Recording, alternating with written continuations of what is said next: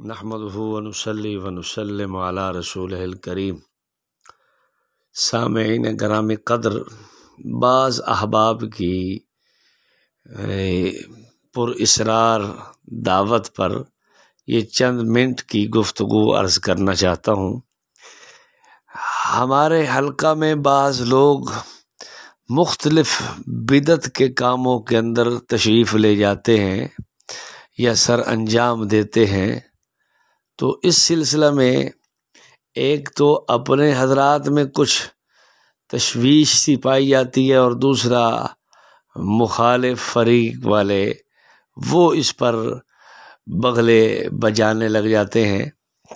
تو میں دونوں کے لیے اس گفتگو میں کچھ عرض کرنا چاہتا ہوں۔ جہاں تک اپنے لوگ ہیں تو ان کو ذہن میں ہونا چاہیے کہ ہم اہل السنت والجماعت ہیں، اور ہم اکابرین علماء دیوبند کی ایک جمعیت کے پیچھے ہیں۔ اگر کسی فرد واحد کی رائے ہو تو یہ ایک شاذ قول ہوتا ہے۔ مسلک دیوبند پر کوئی حرف نہیں پڑتا۔ ایک آدھ آدمی، اکا دکا آدمی کے کرنے سے آپ کو پریشانی نہیں ہونی چاہیے۔ رحمت دو عالم صلی اللہ تعالی علیہ وسلم کی حدیث طیبہ کو سامنے رکھیں، مشکات صفحہ 139 پر موجود ہے۔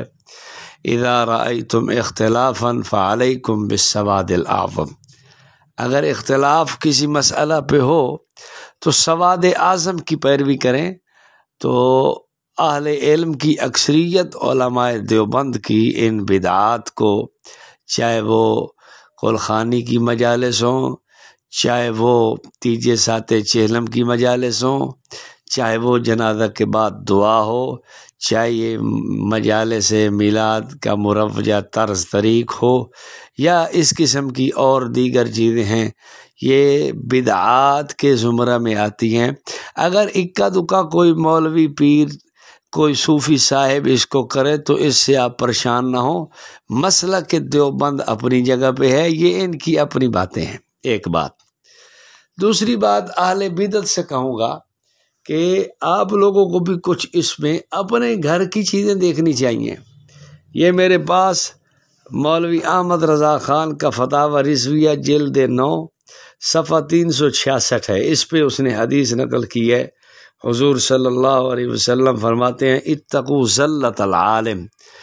مولوی کی لغزش ہو، عالم کی لغزش ہو تو اس سے تم بچ جاؤ، اس کی پیروی نہ کرو۔ یعنی اب بتائیں، پھر 367 صفحے پر اس نے پھر لا طاعت لأحد فی معصیت اللہ تعالی، کہ ناجائز بات میں کسی کی اطاعت نہیں کرنی۔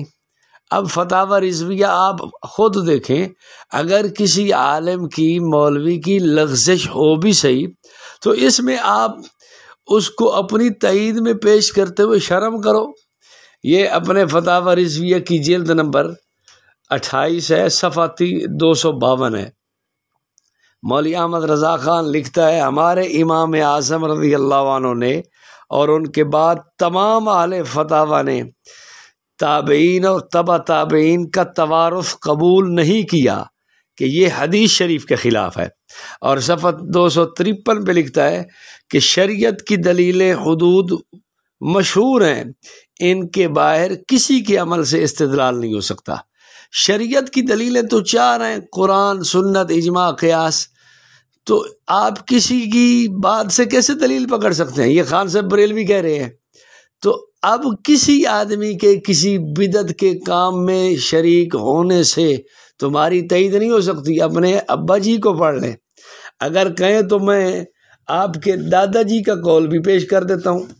یہ مولوی احمد رضا خان کے والد نقی علی خان صاحب اپنی کتاب انوار جمال مصطفیٰ شبیر برادر سے چھپی ہے، صفحہ 431۔ وہ کہتے ہیں کہ شیخ نصیر الدین قدس سرہ مجلس میں بیٹھے تھے کہ راگ اور مزامیر شروع ہوئے۔ آپ اٹھ کھڑے ہوئے، لوگوں نے کہا بیٹھیے، فرمایا خلاف سنت ہے۔ کہا آپ کے پیر سنتے ہیں؟ فرمایا دلیل کتاب و سنت سے چاہیے، قول و فعل پیر سے نہیں۔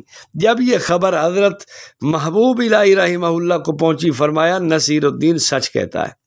اب آپ خود سوچیں، آپ کے ابا اور دادا تو کہتے ہیں کہ کسی کی بات حجت اور دلیل نہیں بنتی، اور تابعین و تبع تابعین کا توارث بھی نہیں چلتا، اور شریعت کی دلیلوں سے بات کرو تو تم یہ دیکھتے ہو کہ فلاں میلاد میں چلا گیا، فلاں نے میلاد کا جلوس نکال لیا، فلاں نے جنازے کے بعد دعا مانگ لی، یہ اپنی تعید میں ایسی جاہلانہ باتیں مت کرو۔ جب اللہ کے نبی صلی اللہ علیہ وسلم نے ساری باتوں کی ایک ہی بات فرمائی ہے، اتقوا ذلت العالم، مولوی سے بھی لغزش ہو سکتی ہے، لغزش کھائے تو تم اس سے بچو، تو پھر اس بات کو دلیل اور بنیاد بنا کر کسی اہل حق پر اعتراض کرنا، اس پر شرم آنی چاہیے تمہیں۔ اللہ تعالی ہم سب کو دین سمجھنے کی اور اس پر چلنے کی توفیق نصیب فرمائے۔ وآخر دعوانا الحمدللہ رب العالمین۔